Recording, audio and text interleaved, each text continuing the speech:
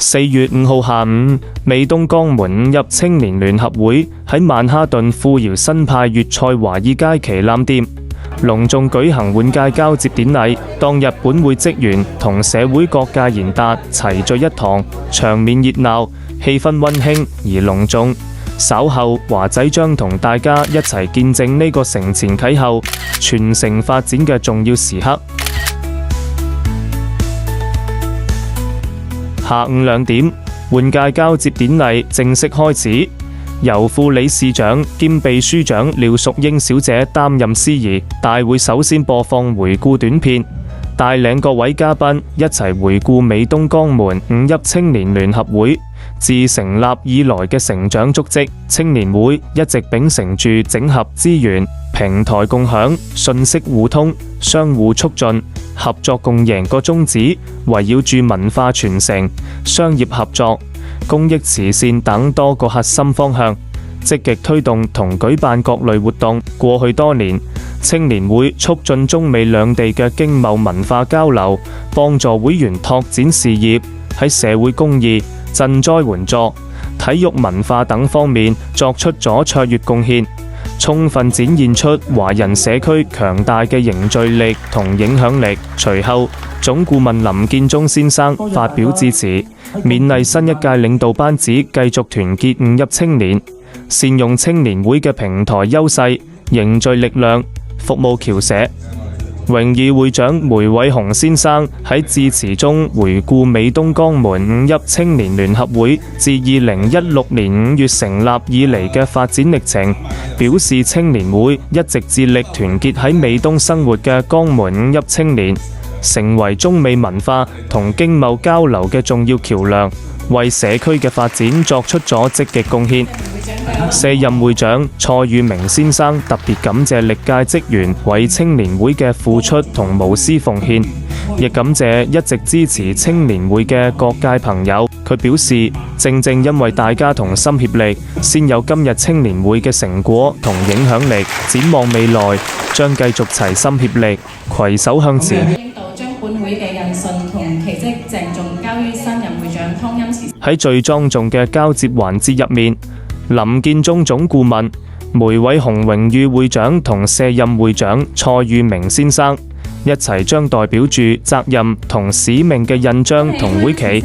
鄭重咁交到新一屆會長湯欽慈先生手上。呢一刻，標誌住青年會正式邁向新嘅發展階段，迎接更加光明燦爛嘅未來。新任會長湯欽慈先生喺就職致辭中表示，佢會秉承青年會宗旨，促進世界各地同江門5邑嘅文化交流同經濟合作，並為年青人搭建學習同成長平台，吸引更多年青人加入。上任後將舉辦更多元化活動，增進會員交流，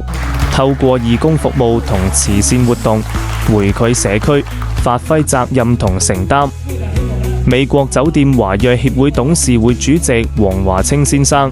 江門市乒乓球協會創會會長黃安琪先生亦先後致辭，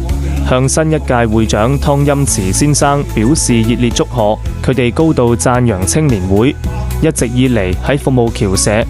凝聚鄉情、推動青年成長等方面作出嘅積極貢獻，為中美民間交流同社區發展注入新動力。著名江門籍中國書法家陳明親先生特別用茅龍筆精心創作咗前程感受書法作品，贈送新任會長湯欽慈先生。茅龍筆係由江門歷史文化名人陳白沙先生所首創，蘊含住深厚嘅文化底蘊，寄望透過青年會呢個平台，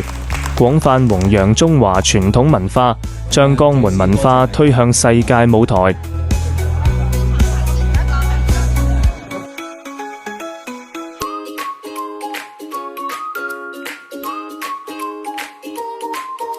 換屆典禮圓滿結束之後，與會嘉賓把酒言歡，暢談鄉情，齊齊品嘗富饒新派粵菜嘅美食佳肴。大家喺溫馨而融洽嘅氣氛中，歡聚一堂，度過咗一個難忘而愉快嘅週末時光。值得一提嘅係，美東江門五邑青年聯合會未來重點推廣嘅活動之一，將會喺4月27號，聯同紐約市政府體育局、美國酒店地產總商會、紐約華人文娛體育總會隆重舉辦嘅2025年紐約市長杯暨第3屆美東江門青年杯乒乓球邀請賽。大會誠意邀請各界人士參與支持，成為今次賽事嘅戰略合作夥伴。湯欽慈會長表示，呢個唔單止係一場高水平嘅體育盛事，更加係一個品牌展示同高端商務交流嘅優質平台。到時賽事將會雲集全美各地嘅乒乓球高手、商界精英同社區領袖，為參與者提供一個難得嘅機會，可以同行業翹楚深入交流，拓展人脈網絡，提升品牌影響力。期望可以與各位合作夥伴攜手合作，